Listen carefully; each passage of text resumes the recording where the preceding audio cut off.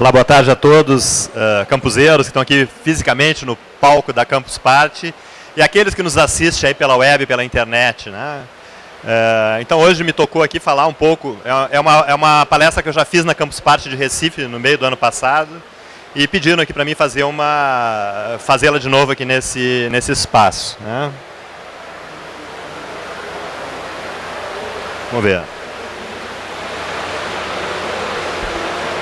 Não está funcionando aqui o... Ok. Eu acho que é importante, antes de fazer essa discussão dos novos movimentos sociais e revoltas que têm tomado a internet como plataforma de organização, dar uma situada, né, no período histórico que a gente está vivendo, porque não é só os movimentos que se organizam de forma diferenciada, né? Então acho que nós estamos vivendo um momento especial, né, uma transição do que era a Revolução Industrial e as suas formas de organização que a gente conhecia até então, né,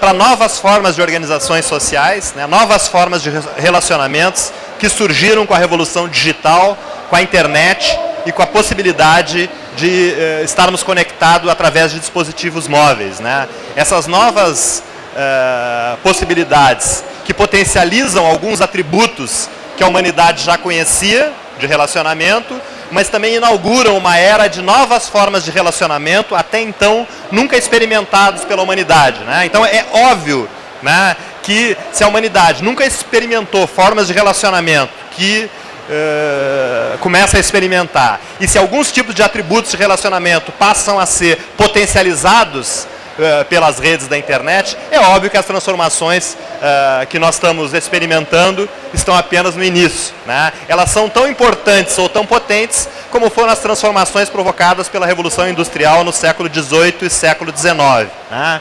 Então, eu quero dizer que é muito mais do que uma revolução tecnológica, né?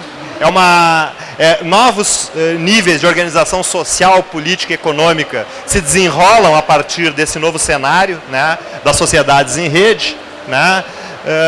E o desenvolvimento tecnológico não é ele que determina as relações sociais, isso nós aprendemos na história, né? Os países que foram ponteiros no desenvolvimento da Revolução Tecnológica Industrial, dá para citar 3 grandes blocos: o leste europeu, né, a Europa e os Estados Unidos, né, eles experimentaram modelos sociais distintos, né? Então, os Estados Unidos, o seu modelo liberal individualista, né, no caso da Europa, no primeiro momento, tomado, né, por fascismo, franquismo, fascismo, né, e depois o estado de bem-estar social, e na chamada União Soviética, o bloco do leste, né, primeiro momento, ideias de liberdade, de socialismo, culminando no modelo totalitário. O que eu quero dizer? Esse alcance tecnológico, esses países que foram ponta no desenvolvimento tecnológico, não reproduziram o mesmo modelo social. Então não é a tecnologia que vai garantir liberdade, democracia, etc, etc. Quer dizer, esse é o debate que a gente está colocado. Quer dizer, uma sociedade em rede, uma sociedade fortemente conectada através das redes da internet pode ser uma sociedade mais democrática, com mais liberdade, mas também pode ser uma sociedade mais totalitária, com mais controle, mais vigilância e menos privacidade, né? Então são esses dilemas, esses desafios que estão colocados e que nós, humanos, vamos resolver, não vai ser a tecnologia, né, no debate político, nas lutas sociais, etc, etc. As consequências dessa sociedade em rede, né, é uma revolução da comunicação, basicamente, né, que afeta todos os demais setores, né? Então, nunca houve uma sociedade em que o ser humano foi empoderado de forma individual como a que nós estamos vivendo, né? Nunca na história da humanidade foi possível uma pessoa se comunicar globalmente sem a intermediação de um veículo, de uma empresa intermediária, né? No passado, para que a gente pudesse ter algum conteúdo publicado massivamente, né, ou que tivesse um alcance global, ele tinha que passar por um intermediário, um rádio, uma TV, um jornal, ou através de impressos. Não era possível dar um clique e se comunicar globalmente, né? Então essa revolução da comunicação, onde cada um de nós passou a ser uma mídia individual, transformou a comunicação, principalmente a partir do advento da internet 2.0, né, que supera a era primitiva da internet, que era a era dos portais. Os portais, de certa forma, reproduziam a comunicação broadcasting, né, a comunicação que os jornalistas aprenderam a fazer no rádio, na TV e no jornal. Os portais reproduziram isso no primeiro momento. Então, os portais transmitiam notícia de forma multimodal, de imagens, sons e textos simultaneamente, mas aquele primeiro estágio da internet, aquele primeiro período da internet, era uma reprodução do período anterior, né, e não um novo aprendizado que veio a seguir com a chamada internet 2.0, com a internet interativa. Então, a forma de comunicação na internet 2.0, né, não é a comunicação de massa. Então, esse é o desafio hoje das agências de publicidade, hoje esse é o desafio do jornalismo, das empresas de comunicação. Como fazer uma comunicação, como fazer publicidade numa era em que não é broadcasting, não é transmissão de informação, não é transmissão de conteúdos. Manuel Castells, ele identifica esse período como o período da autocomunicação de massas. Isso é, cada um é uma mídia e as pessoas se autocomunicam independente do veículo intermediário, né? Então, esse período da autocomunicação de massa, né, ele é diferente de uma comunicação broadcasting do editor para os leitores, do editor para os telespectadores, né? Onde todo mundo é uma mídia e essa capacidade de agregar em torno dessas milhares, centenas ou milhões de mídias uma comunicação em rede é que vai fazer o sucesso ou daquela campanha publicitária, ou daquela campanha de comunicação, ou dos movimentos sociais, né?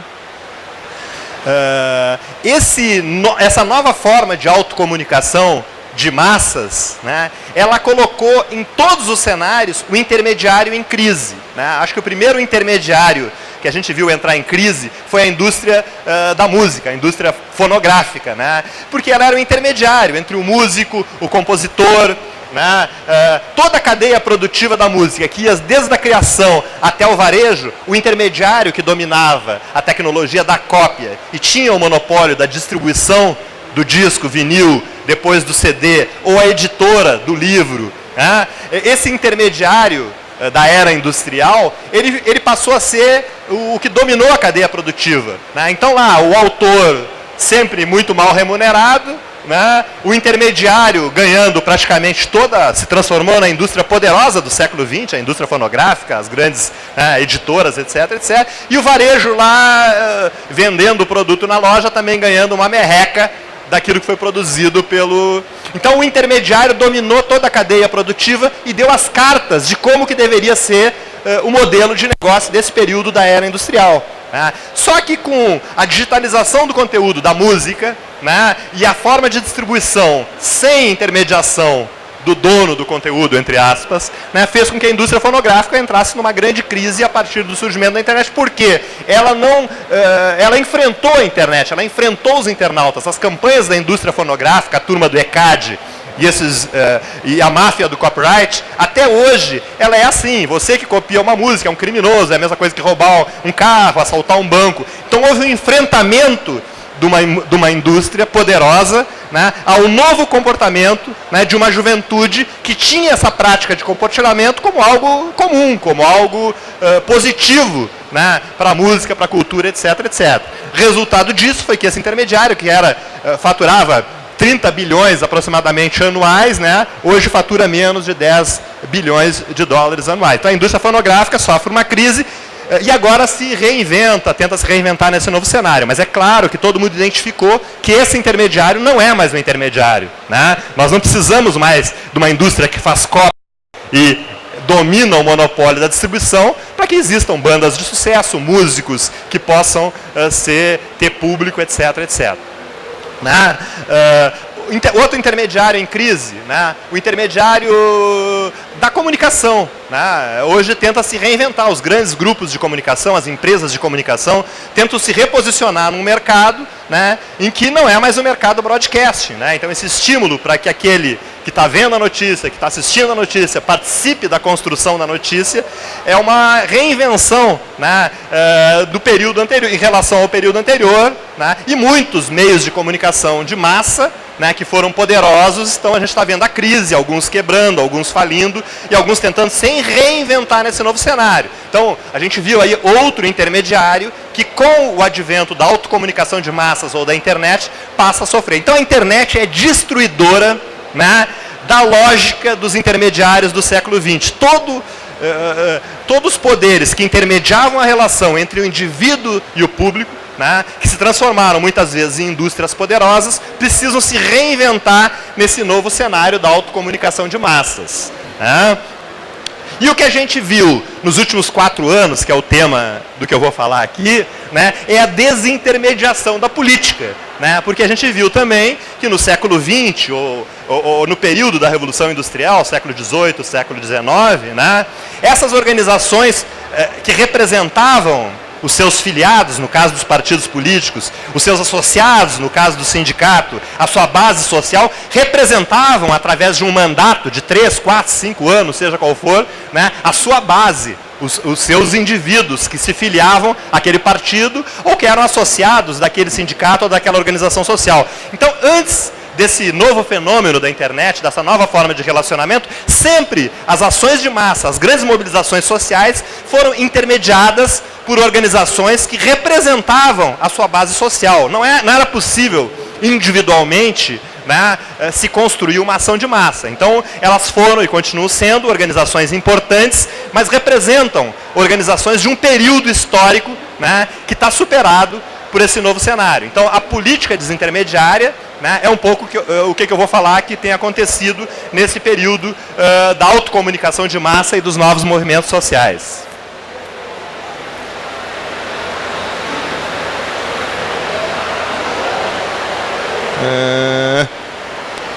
Só acho que é importante falar uma das coisas aqui, né, das consequências da sociedade em rede. Né? Então, as redes sociais é um novo espaço de convivência, né, e não podemos confundir rede social com a plataforma tecnológica. Muitas pessoas confundem, o Facebook é uma rede social, o Twitter é uma rede social, o YouTube não é, no meu ponto de vista. Né? A rede social são as pessoas. Então, uma rede social que gosta de cachorro-quente, por exemplo, são várias pessoas que gostam de cachorro-quente, se associam àquela ideia e debatem aquele tema, se articulam em torno daquela ideia e se utilizam do Facebook, do Twitter, do YouTube, né, para organizar a sua rede social. A rede social são as pessoas e não a tecnologia. Né? Então, o Facebook é uma plataforma de rede social. Agora, os ecologistas, enfim, os vários grupos sociais que se organizam, eles utilizam várias plataformas de rede social para formar a rede social concreta dos humanos que se articulam em torno daquelas ideias. Né? E o que a gente viu é que também o conhecimento e a informação, e eu acho que o software livre é pioneiro nisso, foi a primeira grande rede social da humanidade, né? A primeira grande rede social da internet foi a comunidade de software livre, que em torno do código-fonte articulou milhares, né, centenas de milhares de programadores, documentadores, né, em torno do código-fonte. Só que naquele período inicial do software livre, não tinha ainda as plataformas de fácil utilização como nós temos hoje. Então, de outros canais, IRC, lista de correio eletrônico, etc., etc., essa comunidade se articulava com os mesmos atributos que a gente vê hoje no Facebook e Twitter. Então, a pré-história das redes sociais, a primeira grande rede social eletrônica, foi a nossa comunidade, a comunidade de software livre. Né? Acontece que com o Orkut, com o Facebook, etc., qualquer um não especialista em tecnologia passou a entrar também nesse cenário. Então, minha mãe, minha avó, meu tio, todo mundo hoje participa, sem precisar dominar a tecnologia ou sem precisar dominar ferramentas complexas como era no início do movimento de software livre. Mas acho que é importante entender que a rede social são as pessoas que se articulam em torno daquelas ideias. Né? E essas redes sociais lá no software livre já apontavam essa mudança, diferente da era industrial, que o conhecimento e a inovação não estão dentro das organizações. Até então, toda a inovação se dava num centro de pesquisa governamental, num departamento de inovação e pesquisa de uma grande corporação multinacional, ou a inovação se dava na academia, na universidade. Eram os 3 principais espaços de inovação que conhecíamos até então. Hoje, isso não é mais assim, a inovação está fora das organizações, a inovação está distribuída na rede. Né? Então, a empresa de sucesso, o projeto de sucesso, ou o movimento de sucesso vai ser aquele que conseguir agregar a capacidade inovadora, que está distribuída na rede globalmente, dentro da sua organização. Então esse conceito de Open Innovation, empresas abertas, plataformas abertas, é uma resposta, de certa forma, do capitalismo para absorver a capacidade inovadora que não está mais dentro da empresa, que não está mais no centro de pesquisa, que não está mais dentro do centro de inovação e está muito pouco preso dentro da academia, e está distribuído na rede. Então as empresas buscam agregar esse fator inovador que está fora e trazer para dentro da organização como uma estratégia de continuar sendo uma empresa inovadora. E a liberdade de criação sempre foi um elemento chave. Então, quer dizer, sempre as redes fechadas, protocolos fechados, patenteados, com copyrights. Eu trabalhei nos anos 90 numa empresa de telecomunicações e nós tínhamos redes de computadores. Eu trabalhei com redes de computadores, com protocolo X25, protocolo Frame Relay, que eram tudo protocolos fechados. Esses serviços orientados a conexões e fechados ainda existem no mercado. Só que os consumidores resolveram utilizar uma outra rede orientada a pacotes, com protocolo IP, descentralizada, etc, etc, etc. Então isso fez com que a internet, a evolução da internet se deu exatamente por isso. Tudo que faz a internet funcionar não é protegido por patentes, não é protegido por copyrights restritivos, eles são uma plataforma aberta. Então, essa liberdade que existe na internet e que a gente espere que continue existindo na internet, sem controle, é o que faz o seu fator de inovação ser permanente e ter vencido todas as outras redes alternativas que existiam antes da internet. Vamos lá.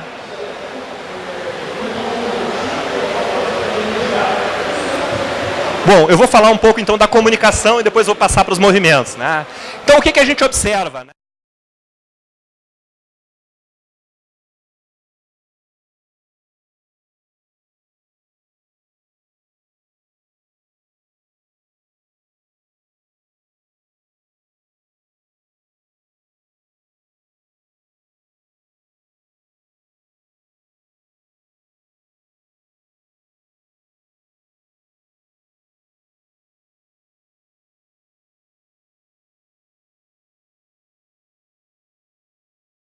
Interpessoal, a autocomunicação na internet, elas construíram uma mediação na rede. Então os meios de comunicação de massa hoje, a notícia mais lida, mais comentada no passado, era aquilo que saía num grande canal de televisão, ou que saía no jornal da cidade, ou que aparecia no rádio. E sempre foi assim. Talvez um assunto particular num bairro mobilizasse aquele bairro e não tivesse nos meios de comunicação de massa. Mas sempre o que formou a opinião pública no Brasil e no mundo inteiro foram os meios de comunicação intermediários, os meios de comunicação rádio, TV e jornal. A gente começa a observar, de uns anos para cá, que às vezes o assunto mais comentado, mais discutido naquele dia no Brasil, ainda não está no meio de comunicação de massa, não está no jornal, não está no rádio, não está na TV. Então os usuários da internet passaram a pautar a opinião pública, a influir na opinião pública sem intermediários. E algumas vezes essa influência é tão grande, e que eu acho que é o orgasmo nosso como ativistas da rede, e que aquele assunto que se difundiu na rede sem que tivesse em nenhum jornal, rádio e TV, vai parar num rádio, numa televisão e passa a ser divulgado. Então, existe essa quebra de paradigma. A opinião pública já é formada por uma mediação daquilo que os meios de comunicação de massa colocam para o público, rádio, TV e jornal, mediado, e às vezes re-hierarquizado. Às vezes as principais manchetes do dia não são a notícia mais comentada na internet. E às vezes um assunto com pouco destaque num jornal passa a ser o assunto mais comentado nas redes da internet. Então, as redes sociais re-hierarquizam, criam uma nova hierarquia nas notícias. Tem essa capacidade de mudar a hierarquia escolhida pelos editores do que é principal, do que é secundário nas notícias, etc, etc. Porque as redes sociais, elas garantem diferentes graus de interatividade, diferente do rádio, TV e jornal. Não era possível no passado, tu tá assistindo uma televisão e responder transmitindo um vídeo da tua casa na mesma potência de transmissão de uma TV. Ou tu receber um jornal e tu imprimir né, uma notícia rapidamente e fazer essa interação, etc, etc. Rádio ainda era possível, o rádio é o mais interativo, o cara liga, alô, vizinha, como é que tá aí? Ó, estou aqui no rádio. Mas a internet mudou esse paradigma. Então, a necessidade, né, de ser interativo é o que garante a relevância da notícia. Então, um post na internet, mesmo de uma grande empresa de comunicação, ele tem mais relevância e é mais valorizado se ele é muito comentado, né? Se ele é muito criticado, etc, etc. Se ele não tem comentários, ele não tem a relevância, mesmo que ele esteja lá na manchete, etc, etc. Então, o que a gente pode dizer? Os usuários, nós, né, através de um processo de mediação nas redes sociais, a gente deu um novo significado para a comunicação, né? Então, nós estamos vivendo hoje um momento que é a fusão da comunicação de massa, do período industrial, com a comunicação interpessoal, que ligaram pela primeira vez, o ruído aqui é muito forte, né? Público, veículos e editores na mesma matriz tecnológica. O que eu quero dizer? A matriz tecnológica de um editor de jornal, a matriz tecnológica de um editor de TV ou de rádio, era uma muito distante da matriz tecnológica do público, né? Hoje em dia não, né? Quando a gente vê uma grande rede de televisão subir um vídeo, fazer um blog, através da web, no portal lá transmitir uma notícia, ou um rádio transmitir a notícia, em casa nós temos as mesmas ferramentas. Então o que a gente quer dizer com isso? A matriz tecnológica do editor e do público é a mesma, mesmo que uns tenham poder econômico e outros não tenham. Então essa diferença continua tendo. Agora a matriz tecnológica é a mesma e isso mudou o caráter da comunicação, a natureza da comunicação, ela passou a ser uma comunicação horizontal. Se a Rede Globo publica uma notícia, publica um vídeo, tem centenas de pessoas que podem botar um vídeo desmentindo aquele assunto, reforçando aquele assunto, etc, etc, etc. Então o jornalismo está em crise, certo? Ainda bem, né? Porque ele precisa agora do público para construir a notícia. Jornalista que quer construir a notícia sem a participação do público é um jornalista do passado, né? Um jornalista do período anterior. Então essa é a revolução que nós estamos vivendo.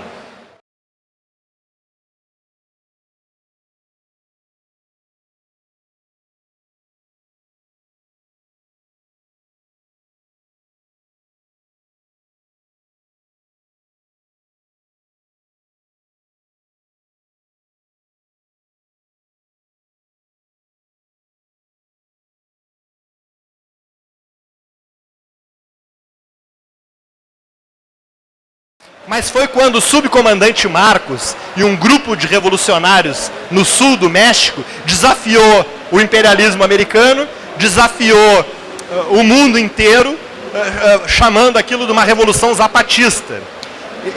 Não foi uma revolução organizada pela internet, ou um movimento organizado pela internet. Foi um movimento clássico de guerrilha dos anos 60, 70, né, sem nenhuma novidade na forma de organização para eclodir aquele movimento. No entanto, a resistência, o subcomandante Marcos sobreviveu durante anos, e o movimento zapatista ainda existe até hoje, porque eles criaram uma rede de apoio através de lista de correios e de e-mail, que nos anos 90 reproduziam todos os comunicados do subcomandante Marcos, e isso garantiu que aquele movimento fosse organizado globalmente através das redes, na época da internet, que eram as listas de correio eletrônico. Mas foi em 1999 que já deu para observar uma mudança no comportamento desses movimentos sociais. Quando todo mundo, os movimentos sociais, sindicatos e partidos de esquerda, tentavam combater o neoliberalismo, a hegemonia, Margaret Thatcher, Ronald Reagan, aquela ideia, né, as ideias neoliberais do Estado mínimo, etc, etc, e não tinham potências para combater aquele momento, eis que de repente em 1999, numa reunião do Banco Mundial em Seattle, uma grande revolta de 80 mil pessoas eclode naquela cidade. E ninguém entendia, porque aquela revolta não estava sendo organizada pelos partidos tradicionais de esquerda, não estava sendo organizada pelos sindicatos, e como que milhares de pessoas foram às ruas protestar contra uma reunião do Banco Mundial. Então, naquele momento que ainda não tinha o Orkut forte, Facebook ainda não existia, as pessoas já estavam dando os primeiros passos em se organizar, pequenos grupos, pessoas conectadas em rede, fazendo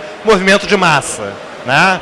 Acho que os fóruns sociais mundiais em Porto Alegre, a partir de 2001, 2002, 2003, que eu vivi na organização desses fóruns, também foram algumas experiências nesse sentido. Porque, de repente, no primeiro ano tinha 15 mil pessoas em Porto Alegre, no segundo 80 mil, e no terceiro 100 mil pessoas vieram do mundo inteiro para Porto Alegre. E quem organizava o Fórum Social Mundial? Né? Não eram as organizações tradicionais, eram algumas personalidades do Le Monde Diplomatique, né? Algumas personalidades como Miguel Rosseto, como, enfim, várias, a BONG, pequenas organizações, organizaram o Fórum Social Mundial, e a internet não foi distribuído um panfleto, um papel, né? Então já se podia identificar que alguma coisa estava mudando. Era possível fazer grandes atividades de massa, grandes mobilizações, sem a presença dos partidos e das entidades tradicionais que a gente conhecia até então.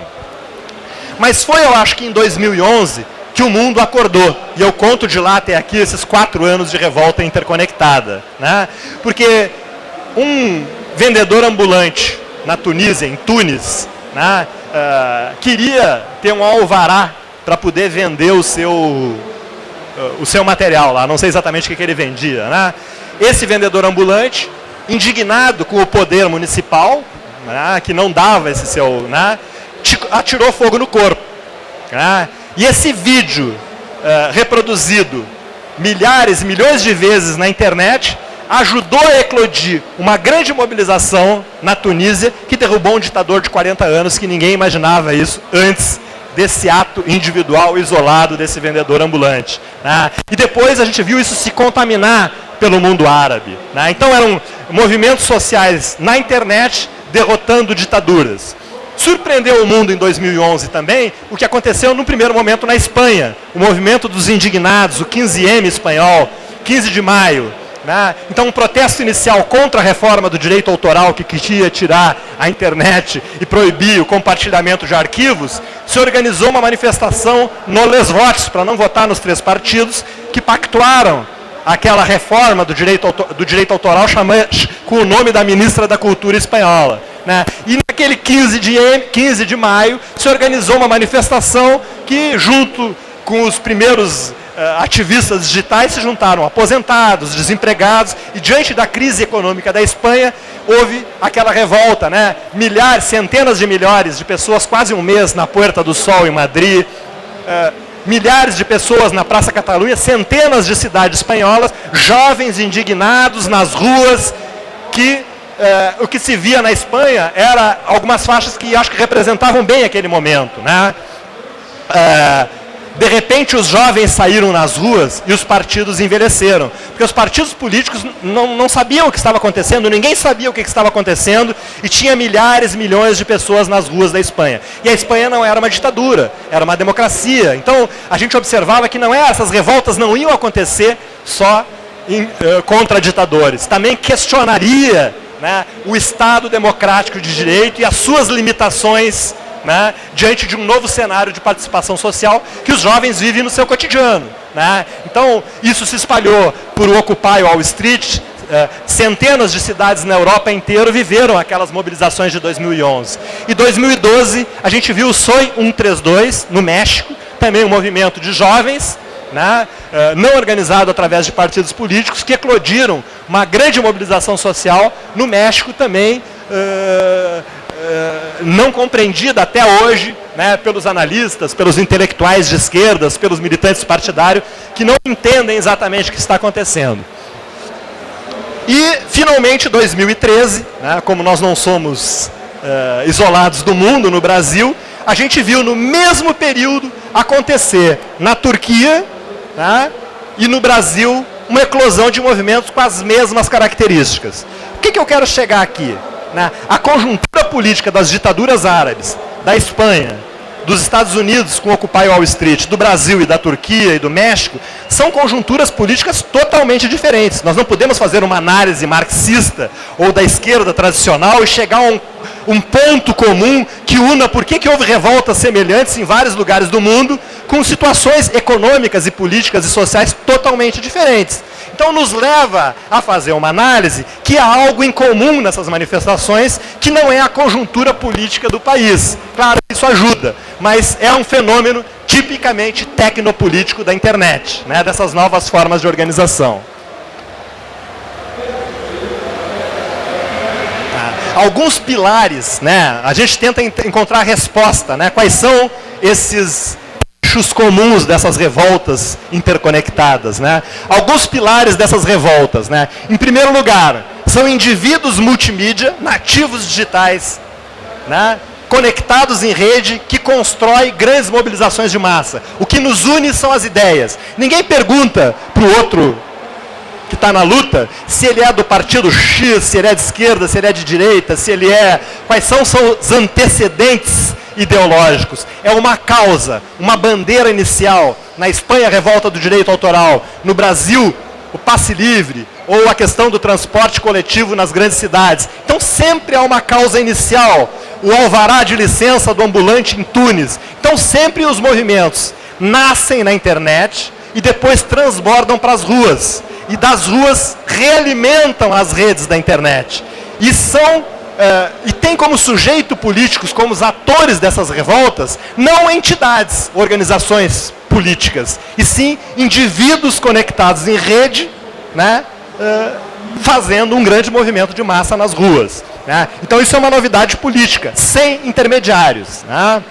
A horizontalidade, assim como no movimento software livre, esses movimentos passam a compartilhar, né, não o código, como é no caso do software livre, mas compartilhar a liderança. Não existe um líder, não existe um chefe da revolta, né? A liderança é compartilhada. Centenas, milhares de pessoas passam a ser líderes, com pequenas contribuições. E claro que tem as pessoas mais respeitadas, mais relevantes na manifestação, as menos relevantes, mas isso se dá não pelo seu cargo de representação, porque representam a organização tal, ou porque representam o partido tal. Né? Eles não são representantes de nada. Eles passam a ter mais relevância pela contribuição que eles deram para aquela luta específica.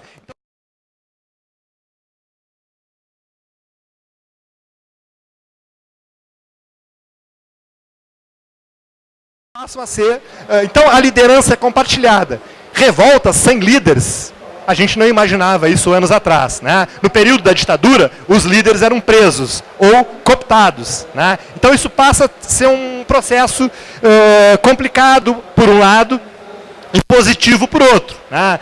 Complicado porque quando a autoridade chama para negociar, quem é que ele vai chamar para negociar, para atender aquelas reivindicações que as ruas... Não há com quem. Se chamar 3 pessoas de um movimento, esses caras estão queimados na massa, né? Porque o pessoal diz, esses caras não me representam, né? Então não há com quem negociar, mas por outro lado é positivo, porque o Estado também não tem como cooptar as lideranças como fazia no passado. Isso é, dar benécias para que esses caras traiam o movimento, né? E possam virar pelego, né? Do Estado, etc, etc. Então, por um lado, isso é uma novidade, né? Então, a horizontalidade das ações, né? A liderança horizontal compartilhada é uma característica nova que não existia no período anterior, né? E aquilo que eu falei, a inclusão das pessoas na luta é pelas ideias, né? Então, inicialmente, no Brasil, a ideia foi que o transporte coletivo no Brasil é ruim e é caro. Isso não precisa... É em todo o Brasil, talvez Porto Alegre, onde começou as manifestações e as mobilizações pelo passe livre, né? É uma cidade que até tem um transporte coletivo um pouco melhor do que outras cidades do Brasil, né? Mas também é ruim. É um transporte ruim e caro. Então é óbvio que isso mobiliza todo mundo. Não há quem possa dizer que o transporte é bom e barato, né? Então isso mobilizou muitas pessoas, né?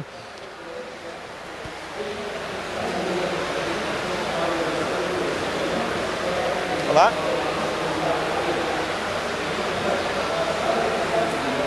Alguns outros pilares. O sujeito político, quer dizer, quem são as pessoas que foram ativos nessas revoltas, são os nativos digitais. Então não são mais os coroa da minha geração, etc. São aqueles que já nasceram com a internet na mão, a geração Y, ou seja o que for. Então pela primeira vez no mundo inteiro, né, os sujeitos políticos das revoltas que foram para as ruas, que derrubaram ditaduras, que ameaçaram os poderes constituídos, né, questionaram o sistema, são os jovens conectados da internet, os nativos digitais.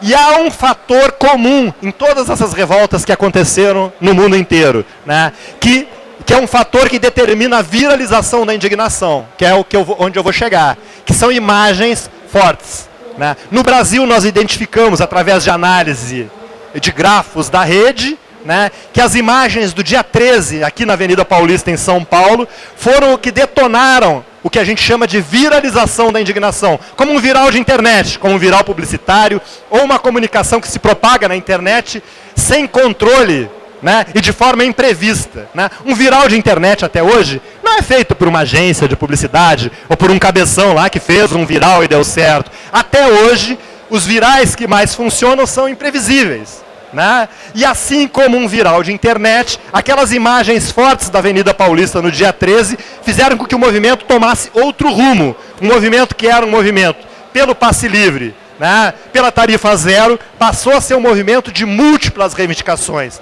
Aquilo detonou um sentimento de revolta, de ódio, de indignação em todos os brasileiros que viram as cenas da violência policial aqui em São Paulo, a ponto que no outro dia, na frente de embaixadas do Brasil, 8 embaixadas do Brasil no mundo inteiro, tinha pessoas protestando, né, contra aquilo que eles viram pela internet que estava acontecendo no Brasil. Né? Então foi esse fator, as imagens da Avenida Paulista, que fez com que a pauta única, que era a pauta do transporte coletivo, se transformasse numa pauta múltipla, que os intelectuais de esquerda disseram, uma pauta difusa, sem foco, sem direção.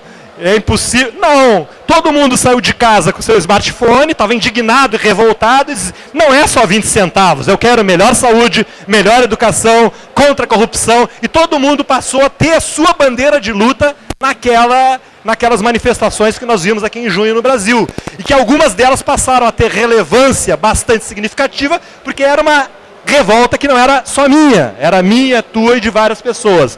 Então, o que a gente viu no Brasil foi essas imagens fortes, detectada por análise e monitoramento nas redes, que aconteceu a partir do dia 13 na Avenida Paulista, aqui em São Paulo. Então, um grande responsável por ter colocado um combustível nas revoltas que aconteceram no Brasil foi a Polícia Militar aqui do estado de São Paulo. Então, eu já falei, a brutalidade policial no mundo inteiro sempre é o combustível. Se a polícia não tivesse dado porrada, jogado lacrimogênio, bomba, bala de borracha na galera, no Brasil inteiro, eu acredito que nós não teríamos uma indignação, uma raiva e uma mobilização tão forte como o que aconteceu no nosso país. Né? Então, a falência do sistema de segurança pública do nosso país, né, passou a ser questionado, né, manifestações democráticas, pela primeira vez depois de 10 anos, né, que as pessoas foram às ruas protestar, né, passaram a ser reprimidas de forma não democrática, com bomba, bala de borracha, etc, etc. Né? E a pauta inicial passou a ser uma pauta múltipla, não era só os 20 centavos. Né? E sempre é um movimento antissistema. O que eu quero dizer com isso? As reivindicações, né, por mais participação, elas não cabem institucionalmente nos marcos da democracia que nós conhecemos. Foi assim na Espanha, foi assim em Wall Street e foi assim no Brasil. Não tinha como atender aquelas reivindicações, porque não tinha nem canais de diálogo com esses novos movimentos e nem cabia nos marcos institucionais da democracia republicana que muitos de nós morreram e lutaram para construir. Mas ficou claro que essa democracia representativa é insuficiente, né, para as demandas sociais que essa nova geração tem e a concepção de democracia que essa nova geração tem. Então, eu acho que 2013, né, ficará marcado como o ano que o Brasil entra definitivamente nas rotas das revoltas.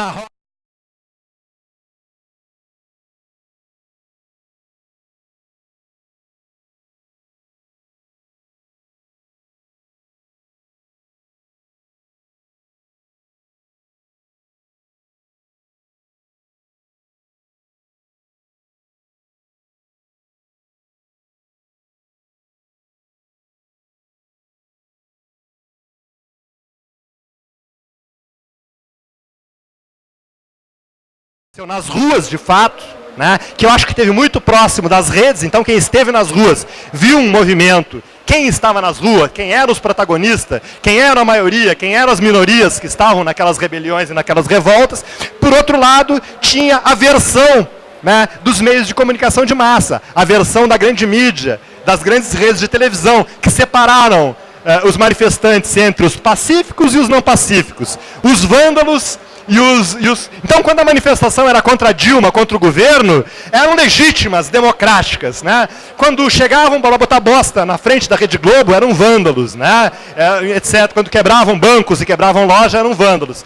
Mas quando tomavam de assalto o Congresso Nacional, o Parlamento e até o prédio do obra-prima do Niemeyer, que é o Ministério das Relações Exteriores, a mídia, de certa forma, dizia, olha que legal, a democracia no Brasil. E a imagem da Globo era patética. Eles tentaram reproduzir um fora color. Então era a mamãe de classe média do Leblon, passando a camisetinha do filho, com a camiseta do Brasil, ai, todos os meus filhos vão para as manifestações para derrubar esse governo, derrubar esse sistema. Era essa a versão da Rede Globo. E quando nós ia para a rua, era branco, preto, vermelho, anarquista, barra pesada, era outro, não era aquele filhinho da classe média que estava lá, pelo menos majoritariamente, né?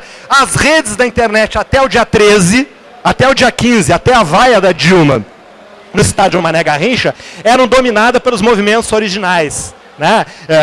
O movimento Passe Livre, bloco de luta do transporte coletivo, a cobertura da mídia ninja, eram os agentes principais. A partir do dia 13, a direita e a extrema-direita tomaram conta das redes da internet, né? E transformaram o movimento original num movimento, muitas vezes, em alguns casos, até meio fascista, fascistoide, né? Movimentos, etc, etc, etc. Tem o componente do Black Bloc, que é outra discussão que a gente pode discutir depois, o quanto isso ajudou a retirar as pessoas das ruas, etc, etc. Né?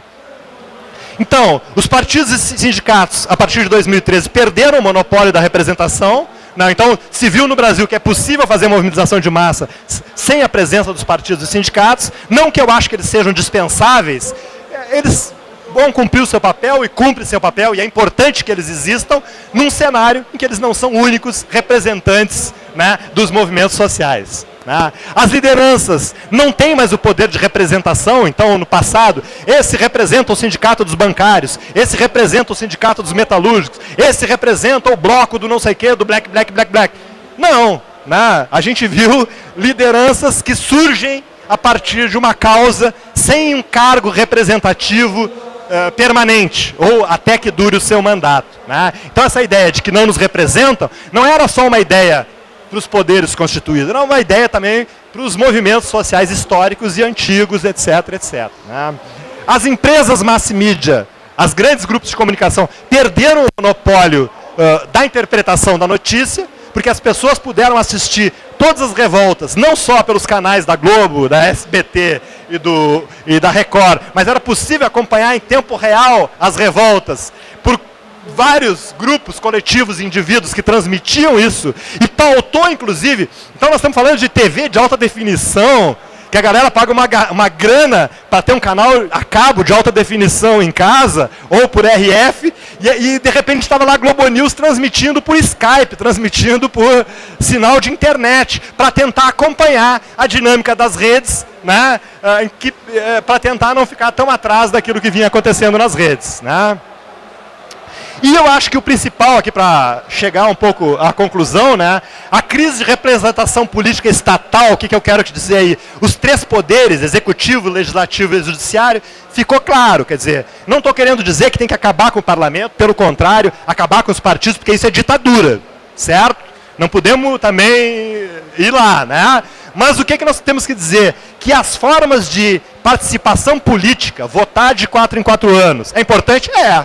Mas não é suficiente. Né? A forma de participação nas decisões das políticas públicas, de saúde, educação, dos projetos de leis que são aprovados pelo parlamento todo dia, etc., elas são hoje insuficientes. Isso, para nós, não é uma democracia, é uma caricatura de democracia. Então, acho que esses movimentos também querem mais democracia, mais participação. Isso coloca para os estados uma necessidade urgente de organizar plataformas de participação social que dê possibilidade dos indivíduos conectados em rede ter participação social direta, sem intermediário, e que ajudem a construir as políticas públicas. Né? Então, acho que essa é a equação e a nova síntese que pode vir nos próximos anos é os estados terem mais participação direta, menos representação e mais votação direta, formas democráticas de construir a política da saúde, construir a política de educação a partir de plataformas eletrônicas, né?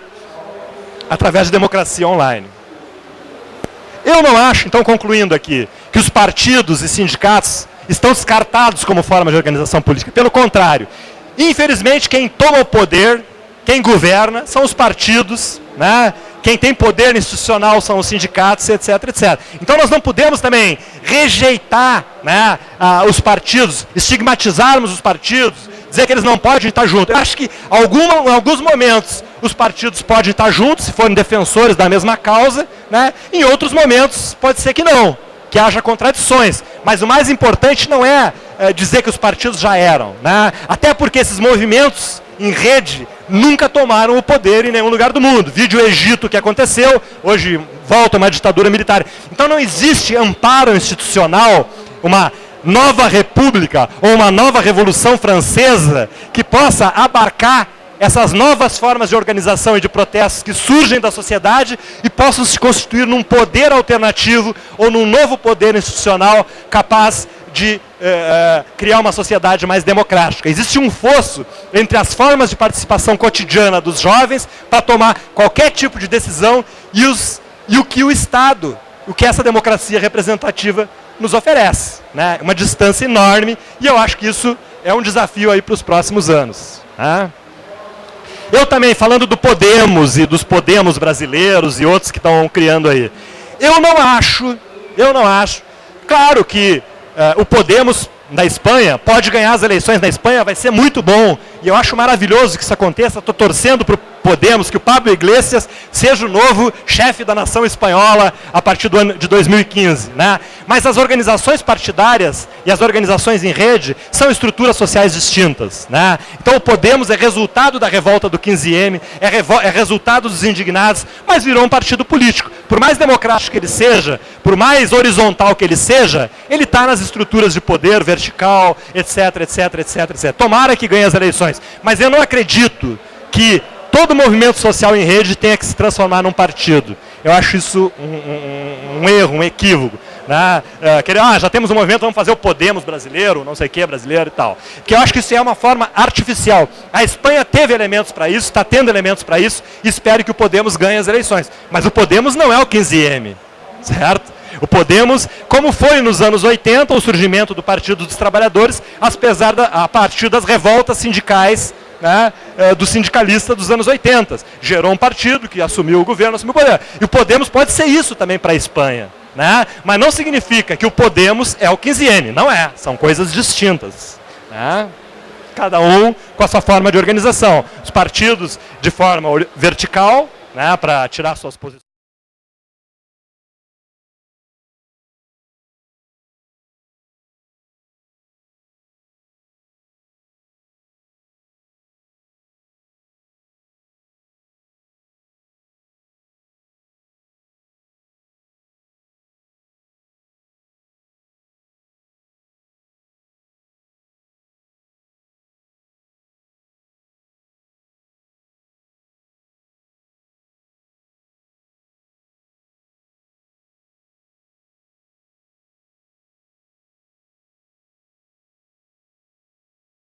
De novo no Brasil, que vão acontecer de novo no mundo inteiro, e tentar estudar as suas características, as suas diferenças com os movimentos que nós conhecíamos até hoje no mundo todo. Obrigado.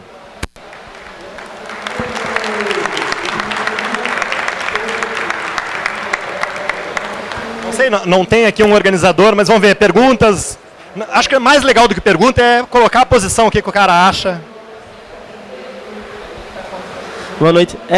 Sobre participação direta do cidadão, eu vejo que hoje a gente tem muita tecnologia para fazer isso, mas o que eu fico pensando como organizar, porque imagina que você bota um projeto de lei, uma coisa